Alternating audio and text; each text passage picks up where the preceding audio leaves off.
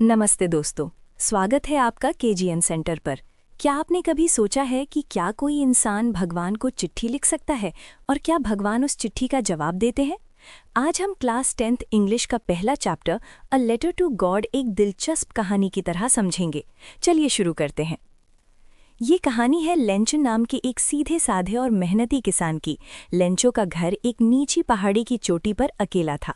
वहां से वो अपने मकई के खेतों को देख सकता था जो फूलों से लदे हुए थे। उसे बस एक अच्छी बारिश की तलाश थी ताकि उसकी फसल शानदार हो सके। तबाही का सीन। एक शाम जैसा कि लेंचो ने उम्मीद की थी, बारिश शुरू हुई। लेंचो बहुत खुश था। उसने बारिश की बूंदों को नए सिक्के कहा, लेकिन अचानक मौसम बदल गया। तेज हवा चलने लगी और बारिश के साथ बड़े बड़े ओले गिरने लगे। करीब 1 घंटे तक ओले गिरते रहे।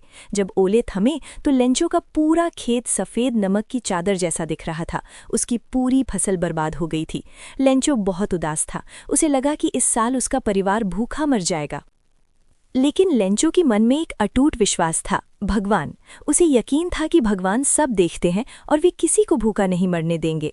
उसी रात लेंचो ने तय किया कि वो भगवान को एक पत्र लिखेगा। उसने लिखा, हे भगवान, अगर आप मेरी मदद नहीं करेंगे तो मेरा परिवार भूखा मर जाएगा। मुझे दोबारा फसल बोने के लिए 100 पैसों की ज़रूरत है। पोस्ट ऑफिस का ट्विस्ट।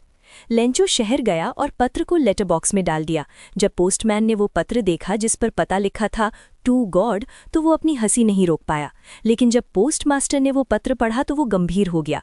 वो लेंचो के विश्वास को तोड़ना नहीं चाहता था। उसने अपने दोस्तों और कर्मचारियों से पैसे जमा किए, लेकिन वो केवल 70 पैसों ही इकट्ठा कर पाया। उसने लिफाफे पर हस्ताक्षर के रूप में सिर्फ एक शब्द लिखा, गॉड। कहानी का अंत, विडंबना। अगले रविवार जब लेंचो को पत्र मिला तो वो बिल्कुल भी हैरान नहीं हुआ, लेकिन जब उसने पैसे गिने तो उसे गुस्सा आ गया। वहां केवल 70 पैसों थे। उसने तुरंत दूसरा पत्र लिखा और भगवान से कहा, भगवान, अगली बार पैसे डाक से मत भेजना, क्योंकि पोस्ट ऑफिस के कर्मचारी बेईमानों का झुंड है। उन्होंने मेरे 30 पैसों निकाल लिए हैं। दोस्तों, यही इस कहानी की विडंबना है।